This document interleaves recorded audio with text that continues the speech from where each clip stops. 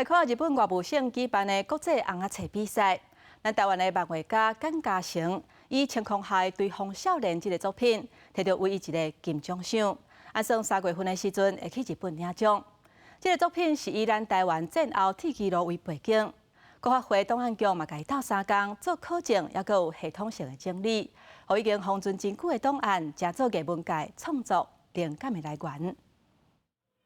对每一个伊画出来真热情的人物，拢真细腻去画。伊就是台湾漫画的画家简嘉诚，伊上新的作品《晴空下的对风少年》拍败82个国家地区587件参奖作品，得到17届日本国际漫画奖的金奖。以台湾战后铁道和电竞做主题，两个台日少年和火车走标的青春，与战争起变化。不过，既然是历史捌发生过的背景，离事实是搁较近。简嘉诚对国发会档案局提供的100张代替史料论文内面找到宝物。